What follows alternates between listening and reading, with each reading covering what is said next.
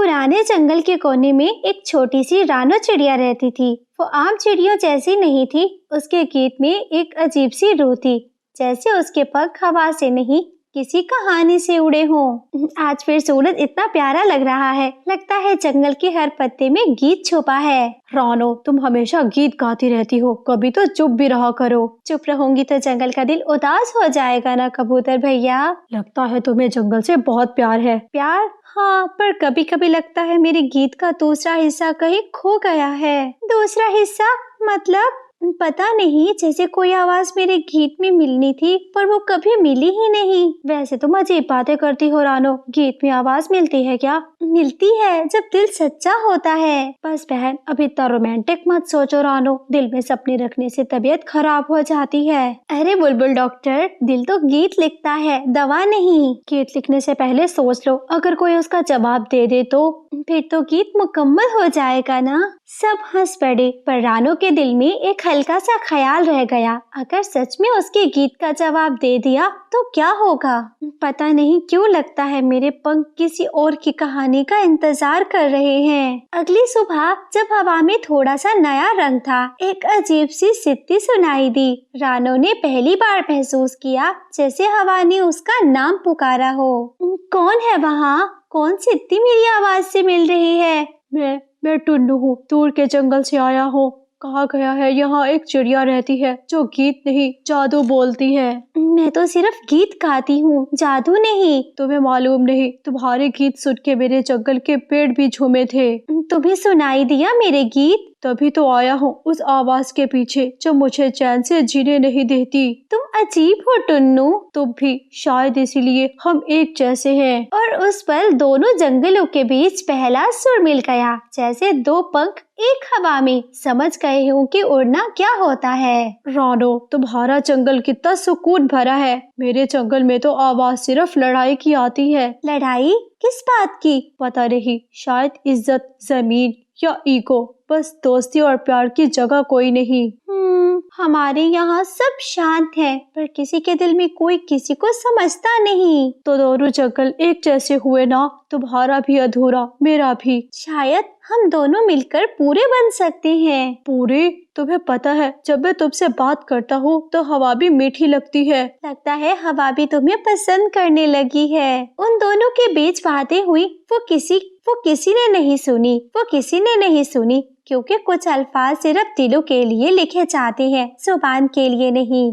टुन्नू, अगर मैं एक गीत गाऊं तो तुम सुनोगे? तभी तो आया हो तुम्हारी आवाज के लिए। उड़ने वाले पंखों का नाम मत सोचो, दिल के रास्ते पर बस हवा का नाम लिखा है। तुम्हारे गीत में आंसू भी मुस्कुराते हैं और तुम्हारे लफ्जों में दर्द भी मीठा लगता है। रानो, क्या मैं तुम्हारे गीत का हिस्सा बन सकता हूँ? गीत तभी मुकम्मल होता है जब उसमें दो आवाजें हों। और उस दिन पहली बार जंगल के दो कोने में एक गीत गुनगुनाया गया, रानो और टुन्नू का पहला प्रेम गीत। रानो, सुना है तुम दूसरे जंगल के चिड़े से मिलती हो। हाँ, टुन्नू मेरा दोस्त है। तुम्हें पता है ना, तुम्हारे जंगल में और उसके जंगल में सरहद है। प्यार सरहद नहीं मानता, पर जंगल का कानून मानता है। कानून दिल के जज्बात से बड़े नहीं होते। रानो, लोग कह रहे हैं ये रिश्ता मुश्किल में डाल देगा।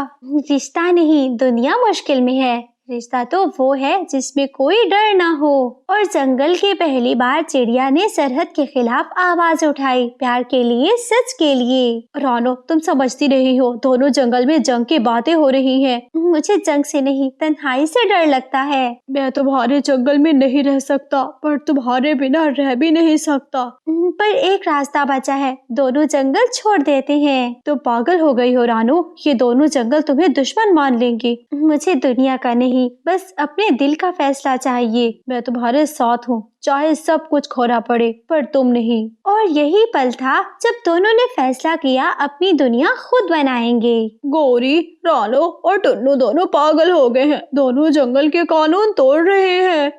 इनका प्यार तोड़ देते हैं, सारी समस्या खत्म। हाँ चलो रानो के जंगल में अफवाह उड़ा देते हैं कि टुन्नू किसी और चिड़िया के साथ देखा गया। फिर देखो प्यार का गीत कैसे रूप बदलता है।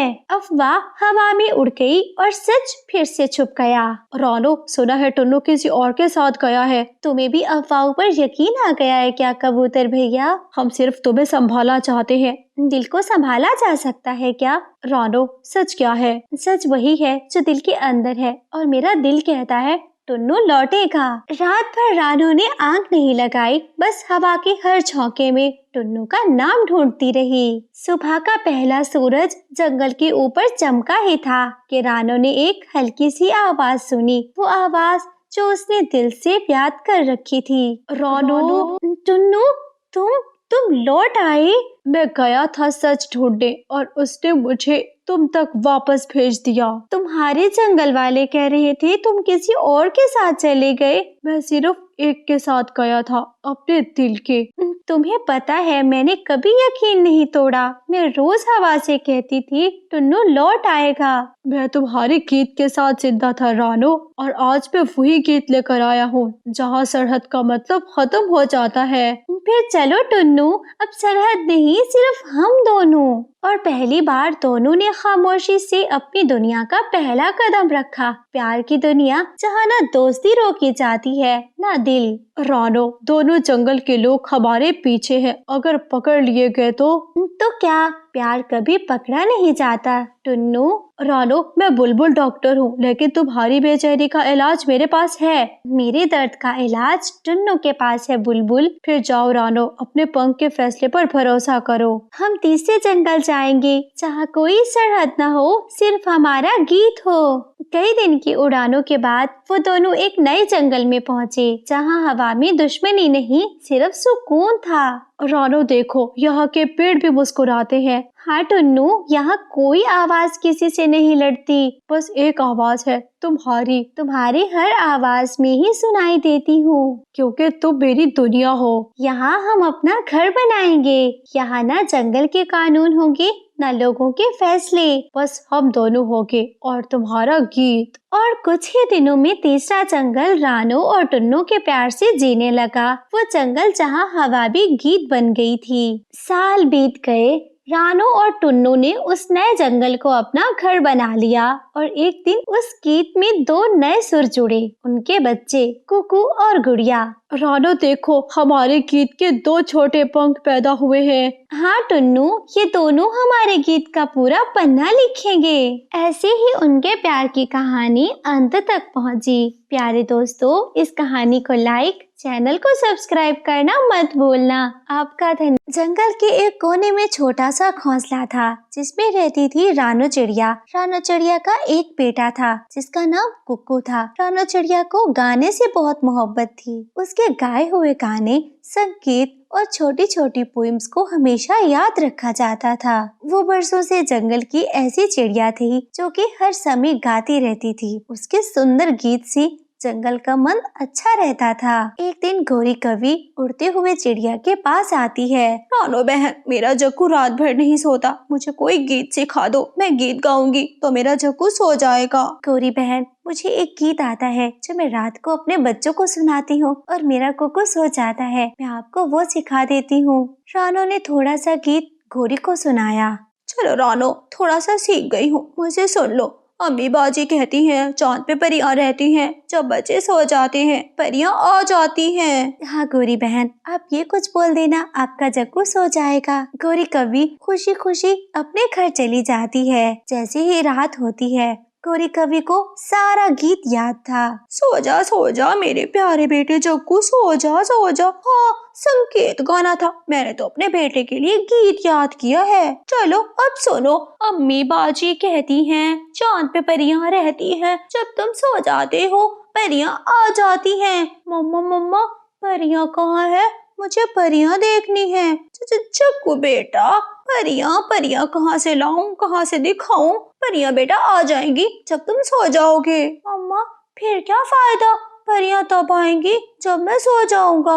मुझे नहीं देखनी परियां और ना ही मुझे सोना है। जग्गू घोंसले से निकलकर अपने घर के एक कोने में बैठ जाता है। मुझे परियां दिखाओ, मुझे परियां दिखाओ, मैं परियां देखूंगा, मैं तब सोऊंगा। गौरी, मन तो करता है मैं तुम्हें घर से बाहर निकाल दूं। तुमने मेरा दिन रात का सुकून बर्बाद करके रखा है। पूरा दिन काम करता हूँ, मेहनत करता हूँ और रात में तुम सोने नहीं देती। कालू जी, मैं तो जग्गू को सुनाने के लिए एक अच्छा गीत याद करके आई थी। मुझे क्या पता था कि ये तो परियों के पीछे पड़ जाएगा। मगर रानो का बेटा कुक्कू अपनी माँ की सुरीली आवाज के संकेत सुन रहा था। चलो मेरे बेटे सो जाओ, मम्मी बाजी कहती हैं चांद पे परियां रहती हैं, जब बच्चे सो जाते हैं परियां नीचे आ जाती हैं, अपने पंख फैलाती हैं, तुमको कहानी सुनाती हैं, झूला भी झूलाती हैं, तुमको प्यार भी करती हैं। मम्मा, मैं आँख बंद करके सो रहा हूँ, अब परियों से कहना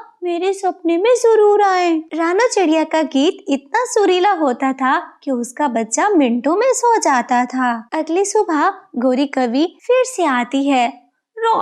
रानो बहन, मेरा जग्गू पूरी रात नहीं सोया। वो जो संकेत तुमने सिखाया था उसमें परियां थी। जग्गू तो कहता कि मुझे परियां देखनी हैं। गौरी बहन, आप भी समझा देती कि ये एक संकेत है जो कि मन को अच्छा लगता है। मन को अच्छा लगने से बच्चे सो जाते हैं। रानो बहन, मेरा बेटा तो कभी बात नहीं मानेगा मेरी। मैं क्या करूं? मैं तो बहुत परेशान हूँ। गौरी बहन, फिर आप अपने बच्चों को बड़ों की कहानियाँ सुनाया करो, पूर्वजों की या जंगल की। हर बच्चे की अपनी अपनी आदत होती है। गौरी कवि घर चली जाती है। गौरी कवि पढ़ी लिखी नहीं थी, उसको कहानियां भले कहाँ से आती थी। जैसे ही रात होती है, जग्गू फिर से नहीं सो रहा था। मम्मा, मुझे कुछ सुनाओ। मैंने कोको से सुना उसकी मम्मा उसको संकेत सुनाती हैं। मेरे प्यारे बेटे जग्गू, अगर उसकी मम्मा उसको संकेत सुनाती हैं, आपकी मम्मा आपको जंगल की कहानियाँ सुनाएंगी। जग्गू बेटा, कहानी सुनो। एक बहुत बड़ा शेर था जिसमें जंगल रहता था। एक दिन जंगल शिकार पर निकला। मम्मा, आप झूठ बोल रही हैं। एक बहुत बड़ा जंगल था, उसमें शेर रहता था और एक दिन शेर शिकार पर गया। जंगल शिकार पर नहीं जाता है मम्मा। हाँ बेटा, ऐसे ही। चलो, उसने एक दिन बहुत बड़ा हाथी देखा और साथ में छोटी गर्दन वाला जिराफ देखा। मम्मा, आप झूठ बोल रही हैं। जिराफ की गर्दन बहुत लंबी होती है। अच्छा, चलो आगे सुनो। एक दिन उसने मासूम बंदर को देखा। मम्मा, बंदर तो बहुत चालाक होते हैं। हटो, अपनी कहानी छोड़ो, मैं ऐसे ही सो जाऊंगा। जग्गू निराश होकर सो जाता है। कालू जी, मैं कब अपने जग्गू को खुश कर पाऊंगी? मुझे समझ में नहीं आता। गौरी, मेरे पास एक उपाय है। मैं कल जाऊंगा रानो के पास। शायद रानो हमारी बात मान जाए। अगली सुबह में कालू कौवा रानो चिड़िया के पास जाता है। रानो बहन, गौरी नाकाम हो गई अपने बच्चे को सुलाने में, अपने बच्चे को खुश करने में। मैं तुम्हारी मदद लेने आया हूँ। क्या हुआ कवि भैया, मैं तो रोज गौरी की मदद करती हूँ। ना जाने गौरी को अपने बच्चे को सहलाने के तरीके क्यों नहीं आ रहे। रानो बहन, मैं चाहता हूँ कि नदी के किनारे बहुत सारे पेड़ हैं। हम सभी पक्षी वहीं पर इकट्ठे बसेरा कर लें। तुम्हारे संकेत सभी बच्चे सुनकर सो जाएंगे। हाँ कवि भैया, बात तो ठीक है। मैं तो कुक्कू को सुनाती हूँ और मेरा कुक्कू एकदम नींद में आ जाता है। और जंगल के पक्षियों ने ऐसा ही किया। तोता और तोती ने भी वहीं पर घर बनाया। कालू कौवा और गौरी कवि ने भी वहीं पर बनाया। अगले दिन कबूतर और कबूतरी भी वहीं पर आ गए थे। रानो बहन, बस आप गीत सुनाना, हमारे बच्चे सो जाएं। मैं तो बहुत परेशान रहती हूँ। छोटा मिठू तो सोने का नाम ही नहीं लेता।